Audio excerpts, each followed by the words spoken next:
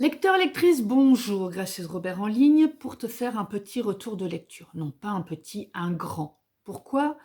Parce que j'ai décidé de parler de avant toi, après toi et après tout. Alors c'est Jojo Moyes qui a écrit ces 3 livres. Et pourquoi j'ai choisi de parler des 3? Parce que ça va être beaucoup plus simple pour moi d'aborder l'histoire dans son ensemble. Parce qu'on parle de Louisa Clark, et donc de sa rencontre avec Sam, qui est un paralysé, qui veut mourir. Et comment? Est-ce qu'on a son nom ici? Non. Et donc, c'est pas Sam, c'est Will, pardon, William. Ça commence bien, William Traynor.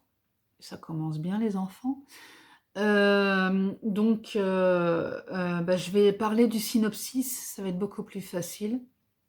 Au Royaume-Uni, Louisa Clark est une jeune fille, je vais arrêter de bégayer, ça va être bien, de 26 ans, issue des classes populaires. Après la fermeture du café où elle travaille, elle doit trouver un nouvel emploi malgré le fait qu'elle a très peu de qualifications. Elle parvient à se faire engager comme aide de vie par Madame Traynor, dont le fils Will est devenu tétraplégique à la suite d'un accident de la route. Alors, exactement, c'est pas sur la route. Il s'est fait renverser par une moto sur un trottoir. Bon, soit. Dès le début, Will montre de l'animosité envers la jeune femme et lui en fait voir de toutes les couleurs. Il souhaite se faire euthanasier, mais sa mère a réussi à lui arracher la promesse d'attendre encore 6 mois. Dotée d'un caractère vif et joyeux, Louisa parvient à se rapprocher du jeune homme. La jeune femme a toujours laissé passer les autres avant elle, aussi bien son fiancé, le couple va rapidement battre de l'aile suite à son embauche, que ses parents, sa sœur et son neveu. Tout en redonnant un peu goût à la vie à Will, Louisa va apprendre à s'écouter et se faire plaisir tout en s'affirmant davantage. Les deux jeunes gens finissent par s'apprécier mutuellement avant de tomber amoureux. Cependant, Will refuse de continuer à vivre. Alors, je vais quand même essayer de suivre le schéma que je suis d'habitude dans mes retours de lecture. Si tu as vu d'autres retours de lecture, tu sais bien que j'essaye quand même de donner une structure un peu plus précise maintenant dans ce que j'explique pour donner des repères, ce qui est quand même un peu plus facile. Donc, au niveau de la partie narrative, eh bien, de mémoire, c'est toujours Louisa qui raconte son histoire. Dans les 3 livres, elle raconte son histoire. Et en vérité, donc, oui, c'est l'histoire de Louisa à partir du moment où elle rencontre Will jusqu'à une étape importante de sa vie, on va dire ça comme ça. Parce que je vais essayer de ne pas tout raconter non plus. Alors, le sujet de l'œuvre, ça va dépendre un petit peu de laquelle, parce que on va déjà parler de Avant toi. Avant toi, comme j'ai dit dans le synopsis, c'est une jeune fille qui est assez effacée et qui a l'habitude de s'occuper des autres. Et quelle meilleure méthode de s'ignorer et de continuer à aller mal que que d'aller s'occuper des autres et d'aller justement s'occuper d'un tétraplégique qui il doit avoir 30 ans, le garçon. Et il était trader, je crois, si je me rappelle bien. Il avait de l'argent, il était sportif, il était fiancé. Tout se passait très bien pour lui, il voyageait. Un jour, il se fait renverser par une moto. Sa moelle épinière est sectionnée, mais au niveau de la cervicale 4, si je me rappelle bien. Ce qui veut dire que, en gros, il est paralysé de là jusqu'au pied. Voilà, sans compter tous les problèmes à côté. C'est-à-dire que sa température n'est pas régulée par elle-même. Il peut se nourrir seul, mais il faut qu'on lui donne, parce qu'il ne peut plus bouger du tout. Voilà. Il prend des médicaments pour digérer correctement. Il peut être victime de pneumothorax, de pneumonie et tout ça, mais chez lui, ça prend des proportions énormes. Parce que comme son corps est faible, le moindre microbe qui va passer, il peut mourir. D'ailleurs, c'est ce que lui souhaite. Parce que c'était un jeune homme qui était extrêmement dynamique, qui était sportif, qui faisait beaucoup de choses, qui voyageait. Donc il bossait comme un dingue, mais quand il voyageait aussi à fond, à 100%. Et donc, ce mec qui se retrouve complètement tétraplégique et qui est malheureux comme pas possible de cette situation, rencontre cette jeune fille qui est en possession de tous ses moyens et qui, elle, s'interdit de vivre. Donc on a vraiment deux opposés entre le mec qui ne peut plus vivre et cette fille qui s'interdit de vivre. Et du coup, elle veut essayer de lui redonner goût à la vie en lui disant « Oui, bon, d'accord, t'as une vie qui est extrêmement compliquée, c'est très très difficile, le moindre virus qui va passer, tu peux mourir, mais il y a quand même des avantages, reste et profite de ta vie avec ce que t'as. » Et lui va lui dire « Mais Louisa, Lou, parce qu'on l'appelle Lou, toi, t'as tes membres, t'as tout ce qu'il te faut, qu'est-ce que t'attends? Fais quelque chose, bouge, profite de la vie, fais en sorte que chaque jour, tu te couches et tu te dis « Encore une belle journée de passée, j'ai fait des trucs sympas. » Et dans ce livre, donc, on va aussi aborder l'euthanasie. Parce que, bien sûr, si le premier livre s'appelle « Avant toi » et le deuxième s'appelle « Après toi », c'est parce que je ne pense pas faire de gros secrets en disant que il va décider quand même de se faire euthanasier. Alors, je ne raconte pas toute l'histoire. Personnellement, j'ai vu le film aussi. J'ai trouvé que le film avait été sauvé par les acteurs. Sam Calfin, si je me rappelle bien, et Emilia Clarke. Parce que j'ai trouvé que il y avait des scènes importantes du livre qui n'avaient pas été reprises dans le film. Et ils ont voulu axer d'une autre manière sur le film. Et j'ai trouvé qu'ils ont enlevé un peu de substance à l'histoire qui était dans le livre. Personnellement, enfin, ça s'entend, je pense, j'ai pas adhéré autant au film qu'au livre. Le livre, par contre, m'a énormément touchée. Ça a été un gros coup de cœur en 2020 par rapport à l'euthanasie. Je me rappelle encore de cette parole de Nathan. Donc Nathan, qui est un personnage qui va revenir dans chaque livre, qui est l'infirmier. Donc Lou rencontre l'infirmier Nathan, qui vient s'occuper de Will, pardon. Sam, il va arriver dans le deuxième, hein. On va se calmer un petit peu, on n'en est qu'au premier. Et donc, Nathan va lui dire, tu sais, pour tout l'or du monde, je voudrais pas être à la place de Will. Parce que, voilà, et c'est lui qui lui apprend à s'en occuper, c'est lui qui lui explique un petit peu la gravité de son état, en lui disant, quelque part, c'est pourtant un infirmier, quelqu'un qui est là pour soigner, qu'il comprend pourquoi il n'a pas envie de continuer. Parce que, voilà, c'est extrêmement compliqué, c'est quasiment un combat de tous les instants par moment. Et d'un autre côté, on a les parents qui, eux digèrent mal l'accident et qui ne veulent pas donner la mort à leur enfant, ils ne veulent pas l'aider à mourir. Je comprends. Après, la vie pour la vie, ça c'est un grand débat philosophique qui peut être théologique, etc. Mais personnellement, je serais à la place de Will, je préfère qu'on mette un coup de balle de fusil, hein, franchement. Parce que, voilà, la vie pour la vie, dans quelles conditions, quoi. Surtout pour avoir finalement la même fin. Et puis, mourir d'une pneumonie sur un lit d'hôpital ou quoi. Enfin, voilà, bref. Donc voilà.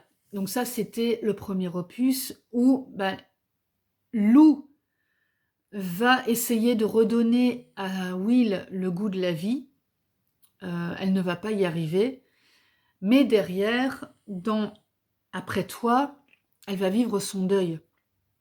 Et du coup, quand il va partir, elle va lui faire une promesse. Moi, je ne raconte pas tout par rapport est-ce qu'elle va vraiment l'accompagner jusqu'au bout et tout ça, parce que c'est un peu aussi une partie importante du livre, de Avant toi. Donc c'est pour ça que je passe au tome 2 directement, parce que voilà, c'est important je trouve, de ne pas raconter toute l'histoire pour en garder toute la saveur. Mais en effet, oui, je ne vais pas faire de secret en disant que il décide quand même de mourir. Elle n'est pas d'accord, mais il y a un moment où voilà, elle ne peut pas faire autrement que de respecter son choix. Maintenant, elle lui a fait la promesse de vivre et justement lui laisse un héritage assez conséquent en lui disant: «Tiens, voilà Clark, je te donne de l'argent, maintenant utilise-le à bon escient et prends ton envol, fais des choix et profite de ta vie parce que tu t'es oublié jusqu'à maintenant, il est temps de vraiment profiter de ta vie et de passer à autre chose.» Sauf que, bah, quand on a un naturel comme ça, bien sûr, ça ne se fait pas aussi facilement. Et donc, euh, on va, comment? Elle va lutter quelque part pour perdre ses vieilles habitudes et pour vraiment essayer de mener son projet à bien. Donc elle va aller à New York comme elle lui avait promis, elle va voyager comme elle lui avait promis, mais tout en restant toujours dans sa présence, à quasiment lui parler, à agir comme s'il était toujours à côté d'elle, à l'avoir en permanence dans ses pensées. Surtout que bah, elle va continuer à fréquenter la famille Traynor, que le deuil va se faire de plusieurs personnes, et même si la personne est partie, il y a le souvenir, et peut-être que la personne a laissé encore d'autres traces qu'il faut gérer, parce que après tout, quelque part, le plus difficile, c'est pas pour ceux qui partent, c'est pour ceux qui restent. Et donc, Lou, qui s'était énormément attachée à Will, va avoir du mal à tourner la page. Je déteste cette expression, surtout quand il s'agit de deuil, parce que on tourne jamais vraiment la page. On pense toujours à la personne qui est partie, et par moments, même si ça fait longtemps qu'elle est partie, on peut repenser à elle en disant: ah oui, tiens, si elle avait été là, je lui aurais raconté ça, ou voilà, elle reste toujours quelque part en nous, et rien ne nous empêche de lui en parler, ou de se dire qu'elle est là en train de veiller sur nous et de lui raconter ce qui s'est passé, ou de se demander qu'est-ce qu'elle aurait fait à notre place, qu'est-ce qu'elle nous aurait dit pour nous botter les fesses ou pour nous réconforter, ou voilà. Et donc, Après toi, on est quand même beaucoup dans cette histoire-là. Je refuse de rentrer plus dans les détails parce que sinon je vais dévoiler trop de parties importantes de l'histoire, donc pareil. Nous allons passer à Après tout. Nathan est parti Après toi, Nathan est parti à New York pour s'occuper d'une famille très riche. C'est un infirmier qui s'occupe vraiment de personnes au quotidien. Il est vraiment dans l'assistance de vie, mais il donne des médicaments, il soigne vraiment la personne complètement. Et donc là, il part soigner une famille, enfin un homme aux États-Unis plus particulièrement. Et à la fin de Après toi, il dit à Lou: écoute, il y a une place d'assistante pour la femme de l'homme dont je m'occupe. Est-ce que ça t'intéresse de devenir un peu sa secrétaire particulière? Parce qu'il s'occupe d'un homme qui est très très riche. Et comme on a pu le voir avec certaines personnes très très riches comme... ça ne me revient pas. Le fondateur de Apple, petite pause parce que je suis une inculte. Comme on a pu le voir avec Steve Jobs, par exemple, même si on est très très riche, la maladie peut gagner et on n'est quand même pas immortel physiquement, en tout cas. Cet homme est extrêmement riche. Il a un très grand appartement dans les beaux quartiers de New York, à côté de Manhattan, mais il n'empêche qu'il souffre d'une maladie qui est quand même assez pénible au quotidien. On apprend qu'il a une très jeune femme et que cette très jeune femme, à part dépenser son argent, elle n'a pas grand-chose à faire dans sa vie. Voilà. Et donc, elle a besoin de compagnie et justement, Nathan pense à Lou pour lui demander, pour lui proposer cette place. Sauf que Lou, elle a fait une rencontre et qu'elle a quelqu'un avec qui elle s'est engagée amoureusement. Et donc, voilà, c'est un peu compliqué, mais le mec lui dit quand même, écoute, comment fais-le. Si tu le fais pas maintenant, tu le feras pas, donc fais-le. C'est un contrat d'1 an, va jusqu'au bout de ton aventure, et moi je viendrai te voir. New York, c'est pas si loin que ça de Londres. Lui, en plus, il est ambulancier.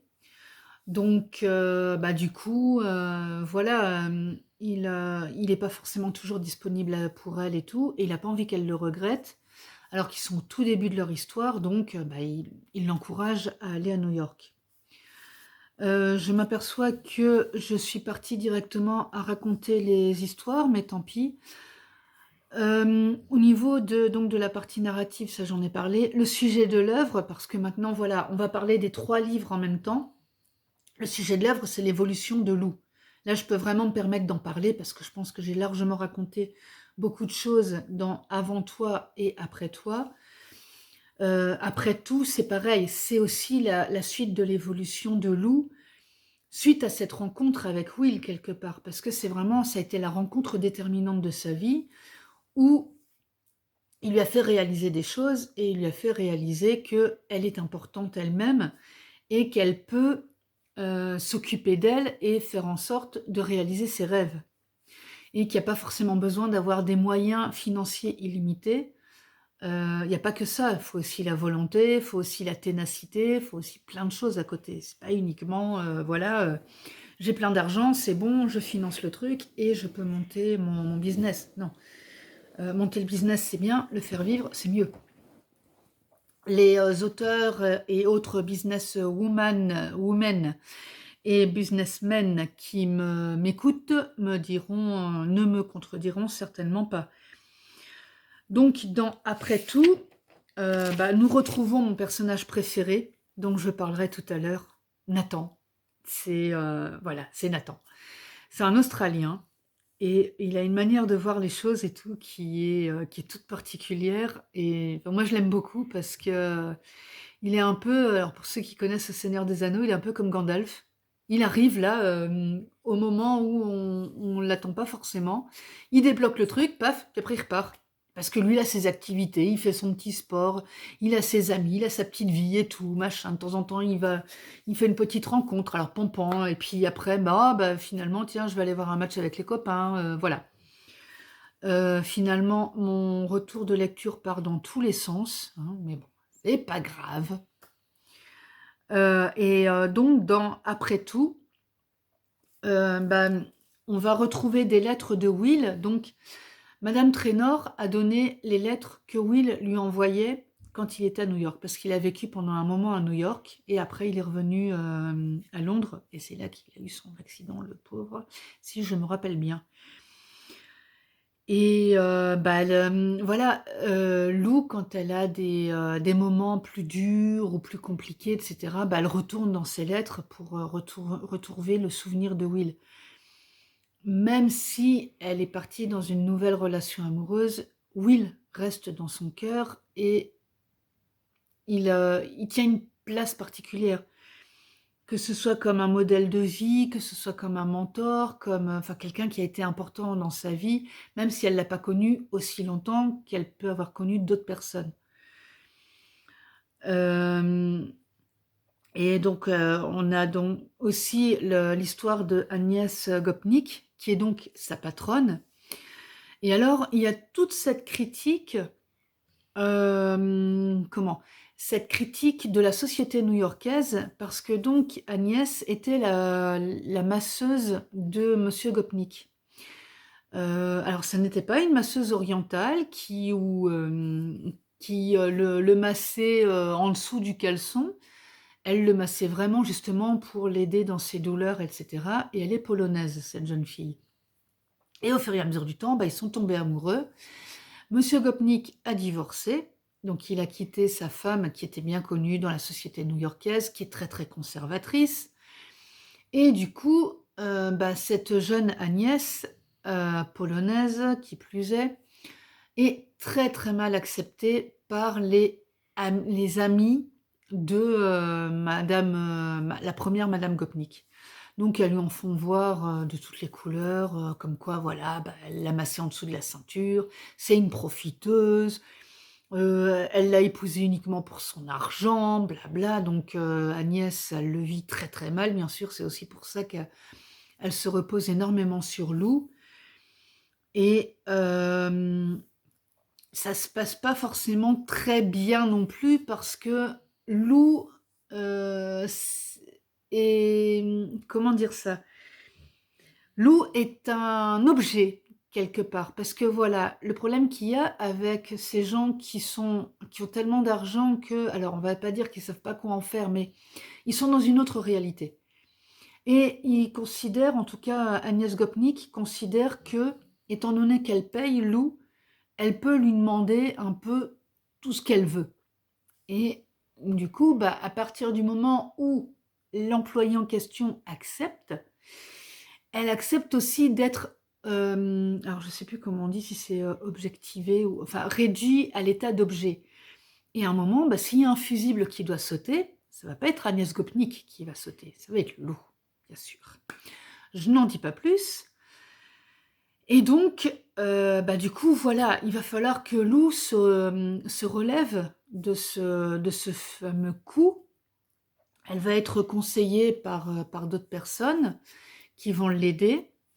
Parce que, bon, là, j'ai parlé que de Nathan, mais on a quand même des personnes qui sont importantes. Alors là, on va parler que des personnes dans Après tout.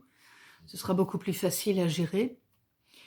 Donc, elle va rencontrer Madame Margot DeWitt, que j'ai beaucoup aimée. Elle n'a pas réussi à détrôner Nathan, mais on va arriver au personnage, comme ça va être plus facile. Mais cette femme est particulièrement savoureuse parce que c'est une vieille dame qui semble détester tout le monde, qui a un chien, je ne sais plus, un carlin. Comment il s'appelle? J'ai oublié le nom. Mais il a le nom d'un acteur, je ne sais plus si c'est Brad Pitt ou je ne me rappelle plus. Et donc voilà, et alors c'est son fils, quoi, hein, c'est son enfant et tout, mais ce Carlin, bah, comme il a le droit de tout, bah, il est particulièrement désagréable.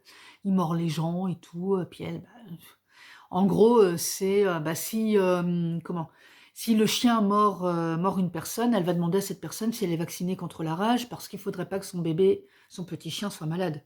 Faut comprendre, hein. Puis elle a que lui, quelque part, parce qu'elle vit seule, elle a l'air assez, assez amère, et après, on va comprendre pourquoi. On va retrouver, bien sûr, la famille de Lou, et on va rencontrer Ashok, qui est un portier, qui est au service des gens de l'immeuble. Il est corvéable à merci. Il anticipe les besoins de ces gens. Et le problème, quelque part, c'est ça aussi, quoi. Ils n'ont même pas besoin de penser à un truc que lui, il est déjà là, il l'a déjà fait.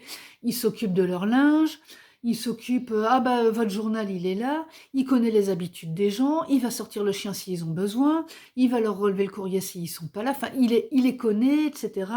Et il lui arrive même de faire des heures supplémentaires et tout, ce qui ne ravit pas forcément sa femme, parce qu'il y a besoin de lui dans l'immeuble, et les gens qui y vivent trouvent ça complètement normal, parce que bah, de toute manière, quand ils sortent, ils le voient à la porte, et il est portier concierge, il est tout le temps là, il rentre, il est encore là, donc pour eux, bah, là, il fait partie des meubles, quoi, quelque part, hein. Et donc on a des personnages qui sont très typés. Alors, c'est pas non plus des stéréotypes, c'est vraiment des personnages très humains, mais avec bah, les côtés positifs ou négatifs qui ressortent sous les yeux de Lou, quelque part, parce que c'est quand même Lou qui raconte tout ça, hein, donc on a tout de son point de vue. Et donc par rapport à mon avis sur les 3 livres, parce que bah, comme je disais, j'ai pas envie de faire un retour par livre, parce que c'est trop compliqué. Et en plus, bah, Avant toi, je l'ai lu il y a assez longtemps. Alors c'est vrai que c'est un livre qui est magnifique, mais voilà. Je pense pas que au moment où je suis en train de tourner cette vidéo, on est encore en pleine crise de pandémie, avec des menaces de confinement, etc. Enfin, on ne sait pas trop où on en est. On est en train de vacciner pour la 3e dose, en disant oui, oui, 2022, c'est l'année où on va éradiquer le virus, bien sûr. Et ça fait 2 ans oui, quasiment 2 ans qu'on est en crise. Donc voilà, amis de la bonne humeur, bah, je ne te conseille pas forcément d'aller lire Avant toi uniquement, parce que sinon, voilà, tu vas vraiment déprimer. Et c'est pour ça que je préfère parler des 3, comme ça vraiment on fait le bloc. Et c'est plus facile pour faire un retour. Surtout comme je disais, on a vraiment l'évolution de Lou. Et bah, moi, je me suis aussi beaucoup attachée à cette Lou. Quelque part, je me suis reconnue en elle sur pas mal de points, sur le fait d'aller m'occuper des autres plutôt que de m'occuper de moi, parce que bah, comme ça, voilà, c'est beaucoup plus facile.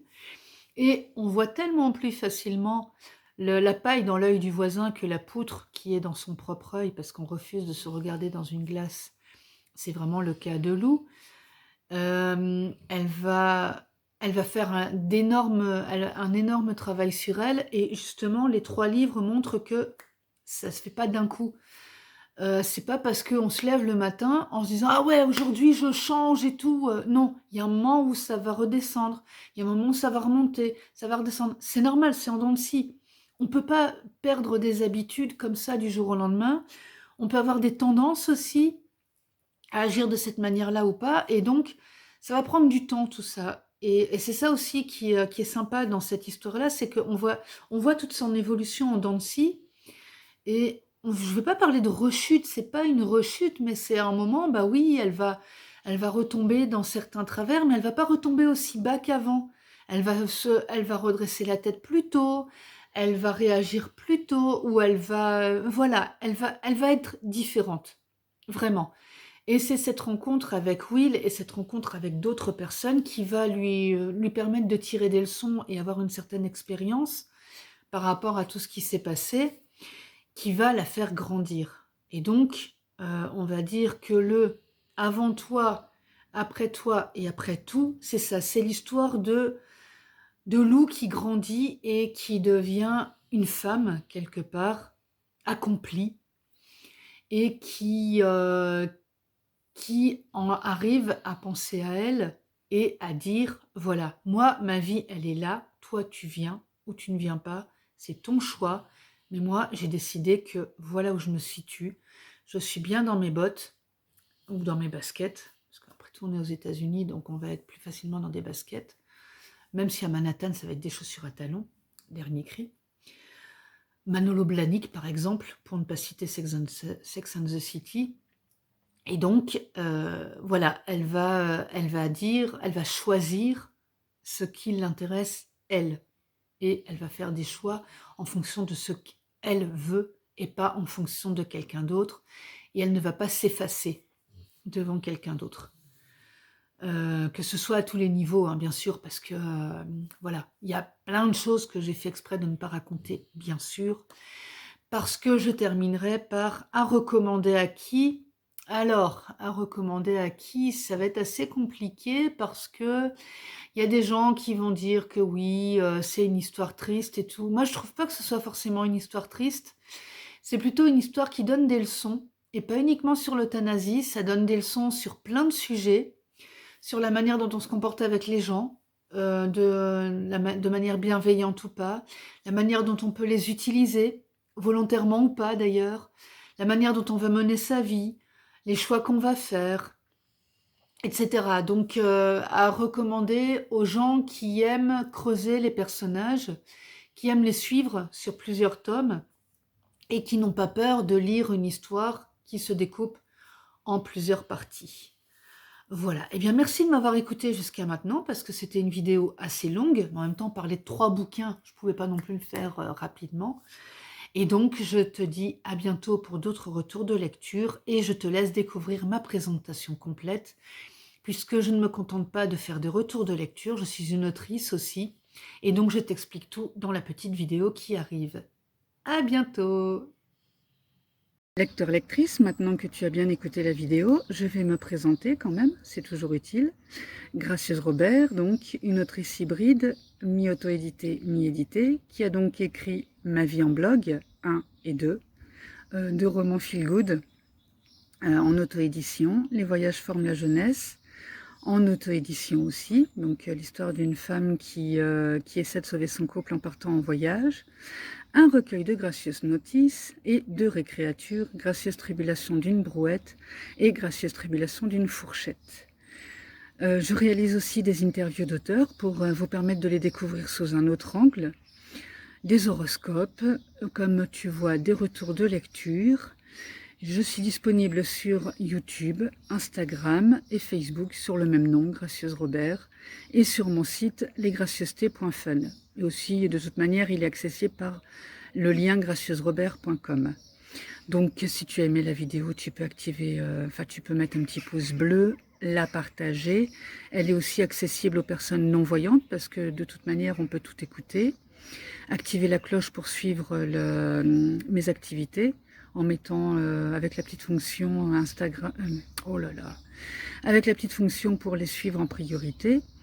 Et me soutenir sur Tipeee ou Utip, les liens étant en description, parce que le reste de tout ça ne nourrit pas son autrice ni son assistant. Merci de ton écoute et je te dis à très vite sur un des réseaux sociaux.